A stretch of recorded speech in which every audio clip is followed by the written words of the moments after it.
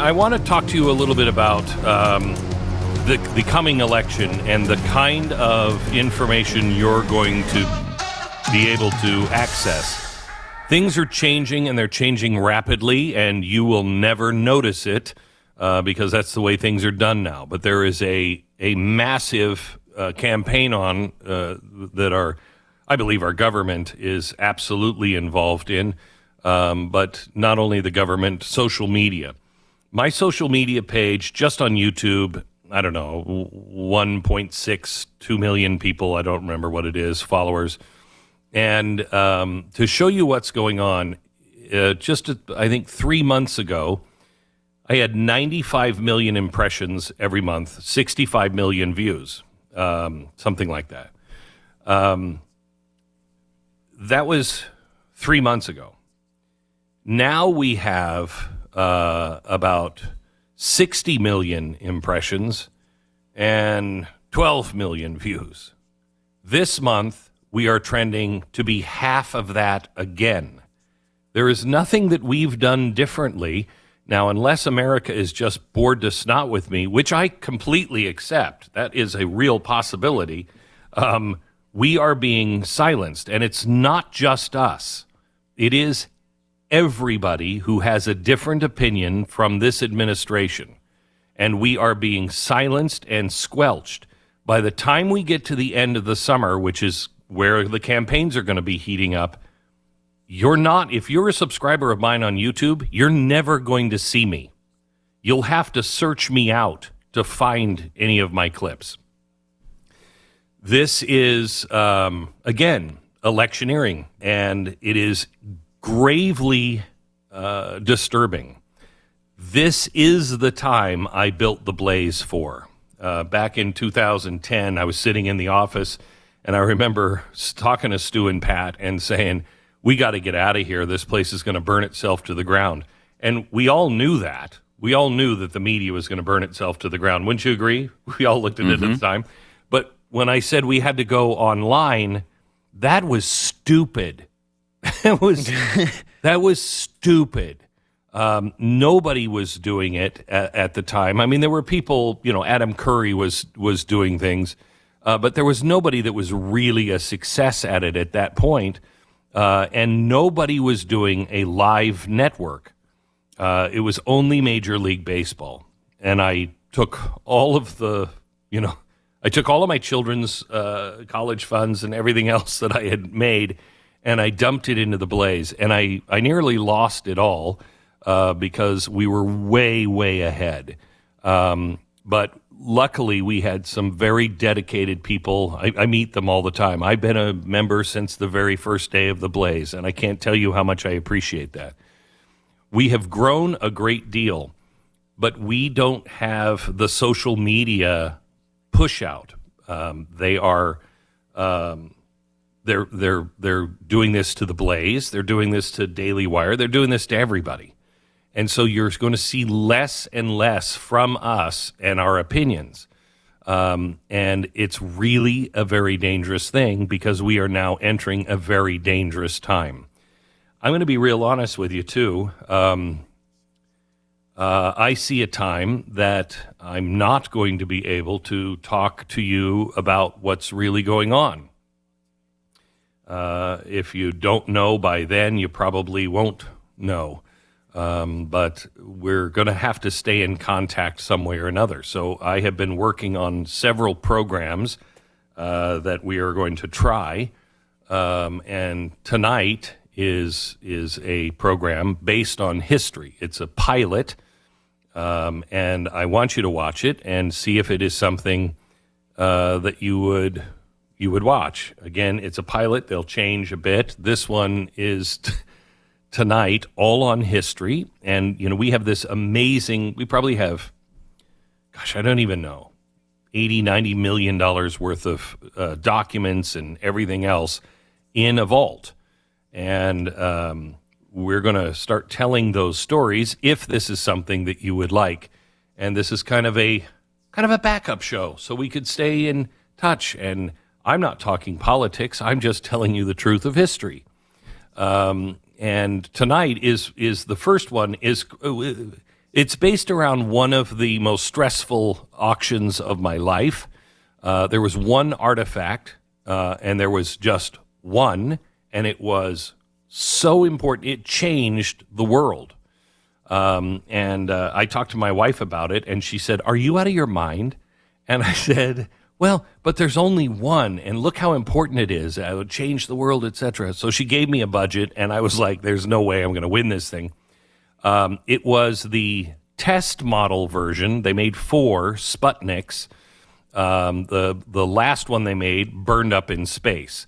But this was the Sputnik. We believe this was the one that was testing the tones that went out. It now hangs from the roof. A copy of it hangs from the roof of my office. The other one is in the vault. But I couldn't believe it. We won, and I was on cloud 9, knowing that our museum now had something that nobody else had except the Air and Space Museum in Moscow and the Air and Space Museum in Washington, D.C. And it is what caused the space race. It was the first satellite. It was the first thing that went up. All of our telecommunications now come from that. Then, in fact, let me play this a little bit of a clip of tonight's show. Do you have that clip where... I've collected so many artifacts over the years that we now are able to open an entire museum.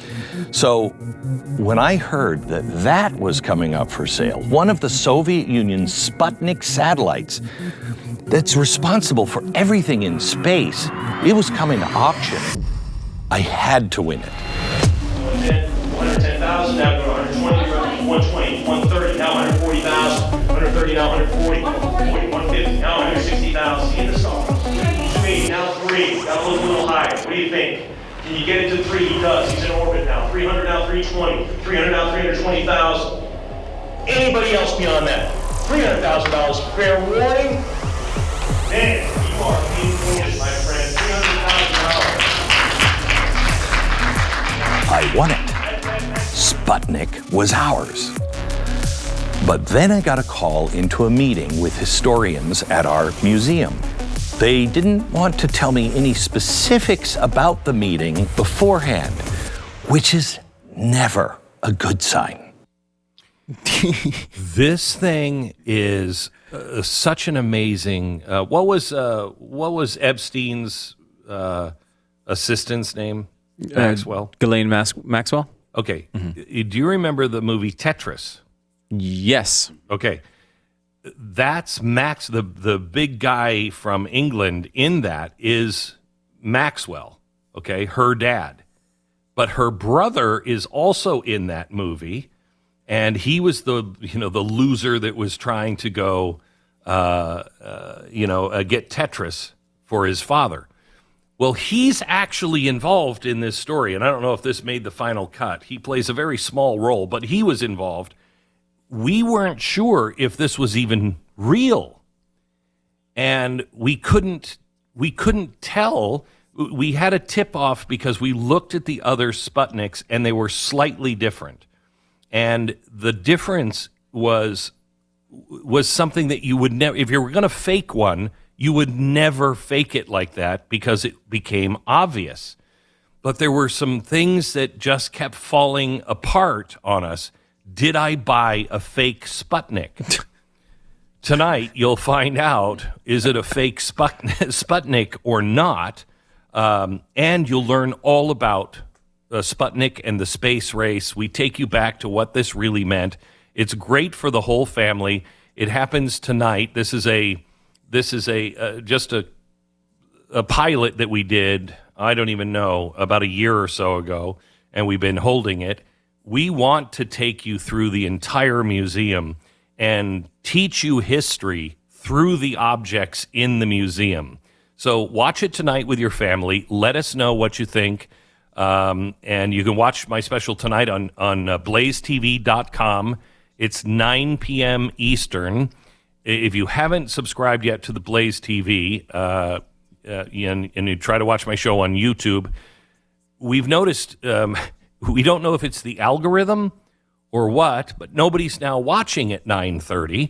So we're testing something else. We're going to post it there tomorrow at an earlier time, 6 p.m. Eastern, to see if it's being silenced or you're just not watching anymore. We don't know what's going on with our YouTube channel. We suspect, but we don't know. So tomorrow at 6 p.m. on YouTube, but tonight, the premiere on blazetv.com.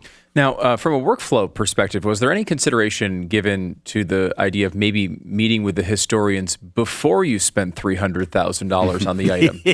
We did. Okay. And we do that. We check everything out, but there was one thing that we didn't notice. And this journey is crazy. We have the one of the head guys of NASA. We have probably the biggest space artifact guy. I think we flew him in from California or Washington. He came in. They disagreed at first. I mean, wait until you see the ending. I mean, it's an amazing ride. Did you save your receipts? That's what I wanted to. Did you save? I mean, when you take it back up to the counter and say, "Yeah, this Sputnik isn't working out for me," you want to have Mm-hmm. your receipt in hand. Yeah, you know, Yeah. or at least the I hope credit you card did. you bought it on. You want to bring that back. Yeah. Hey, Amex, somebody put a Sputnik on my card. It wasn't it was me.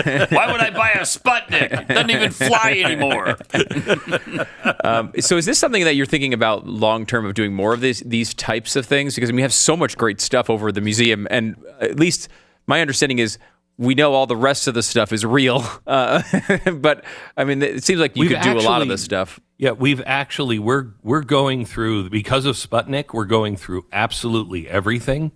And we found a couple of things that are questionable. We haven't found any fakes. We've found some things that the story's not quite right on. We've got 3 people that's all they do. And they're going through the entire museum.